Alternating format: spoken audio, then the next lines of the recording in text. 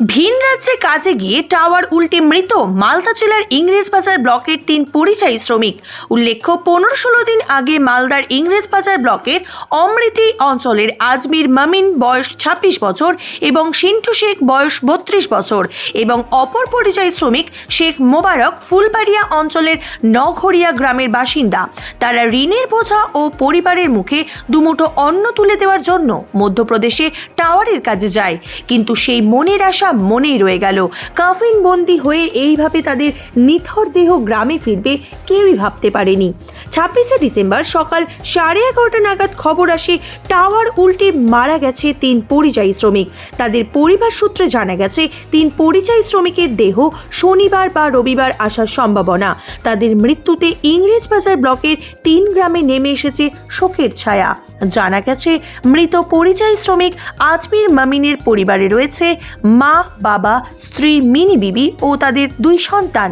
প্রথম পুত্র নাম আহিদ মমিন বয়স 9 বছর এবং দ্বিতীয় পুত্র শহীদ মানিন বয়স 7 বছর।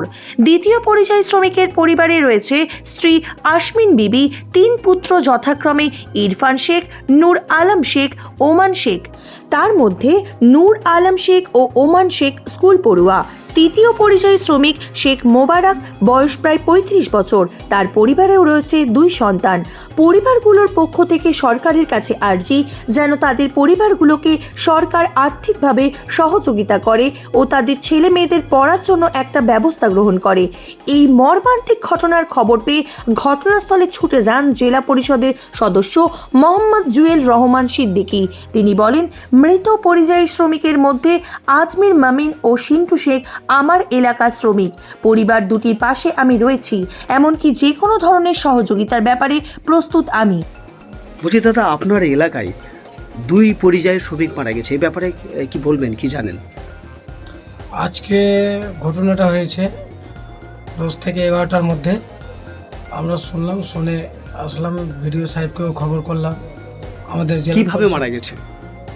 টাওয়ার পরে মারা গেছে। কবে কাজে গেছিল এরা? আজকে 15-16 দিন হলো।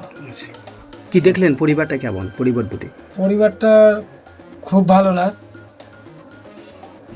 পজিশন ওর খুব খারাপ। এবার যা আমাদের সরকার থেকে হেল্প করা যাবে সেটুকু আমাদেরকেও একটু দেখতে হবে।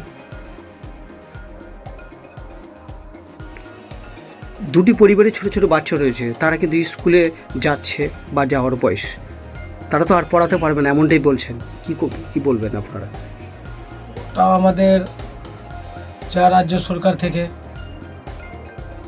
হেল্প করা হয়, লেখাপড়ার কিছু সাহায্য করা যাবে।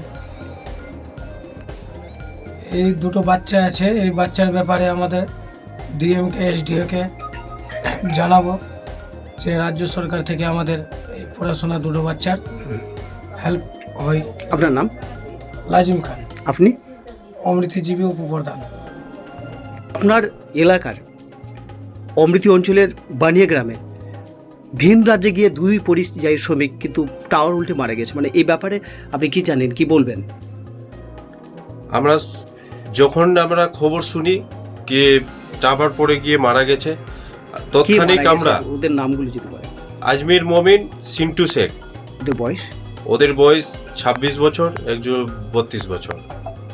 কবে গিয়েছিল তার কাজে? ওরা গত 15 দিন হলো শুনলাম। তৎক্ষণিক আমরা সবাই সাথে সাথে ছুটে আসি, আমাদের অসহায় পরিবারের সাথে আমরা দেখা সাক্ষাৎ করি এবং কি দেখলেন পরিবারের অবস্থা কেমন? পরিবারের অবস্থা খুব শোচনীয়। আপনিও দেখলেন, 2টো বাচ্চা রয়েছে এবং উনি গর্ভবতী এবং আগামী দিন যা হবে সবভাবে তিনি তার বাচ্চা দুটোকে পড়াতে চান, কিন্তু আর পড়াতে পারবেন না বলছেন। কি করবেন আপনারা কিভাবে পাশে থাকবেন? আমরা সব সময়, আমি বলেছি, আমরা ওনার পাশে থাকবো এবং যাতে পড়ে সবভাবে সব রকম আমরা সহযোগিতা করব, সব রকম হেল্প করব। দাদা, প্রচণ্ড অসহায় 2টি পরিবার। রাজ্য সরকারের সুরক্ষা যোজনা যে রয়েছে, বিনা পারিশ্রমিকে যে রয়েছে, সে ব্যাপারে কি বলবেন? সে ব্যাপারে বলবো, আমরা করেছি এবং ডিএম স্যারকে আমরা আবেদন জানিয়েছি কি যাতে আমাদের এই দুই শ্রমিক যাতে আমাদের রাজ্য সরকারের তহবিল থেকে যে আমাদের মুখ্যমন্ত্রী যে দিচ্ছেন সেটা পাইয়ে দেওয়ার আমাদের ডিএম সাহেবকে আমরা আর্জি করেছি। উনি তৎক্ষণিক আমাদের স্টেপ নিয়েছেন কি যাতে ওনারা এই রাজ্য সরকারের যেটাই বিনামূল্যে সুরক্ষা যোজনা প্রকল্প যে আমাদের মুখ্যমন্ত্রী করেছেন সেটা পাইয়ে দেবার আমরা সবভাবে সহযোগিতায় থাকব। আজমির মমিনের পরিবার এবং সিন্টু শেখের পরিবারে সব সময় আগামী দিনও সব সময় আমরা সবভাবেই আমরা সহযোগিতায় থাকব। বলছি দাদা, এই যে টাওয়ার উল্টে মারা গেছে, মানে টোটাল দুইজনের বাড়িতে আপনি আসলেন দেখলাম, কিন্তু টোটাল কতজন মারা গেছে? টোটাল 3 জন মারা গেছে। কোথাকার কোথাকার একটু বলবেন? অমৃতি লালাপুর, অমৃতি বানিয়াগ্রাম এবং ফুলবাড়িয়া নগরিয়াতে, সবটি ইংলিশ বাজার মালদার। আচ্ছা, মালদায় বাসিন্দা। এখন বর্তমানে দেহ কবে আসছে, কি খবর, সে ব্যাপারে একটু যদি বলেন। আমরা যেটা আপডেট নিয়েছি, দুজনে পোস্টমর্টম হয়ে গেছে। আগামীকাল শেখ সিন্টুর পোস্টমর্টম হবে, তারপরে ওখান থেকে রওনা দেবে।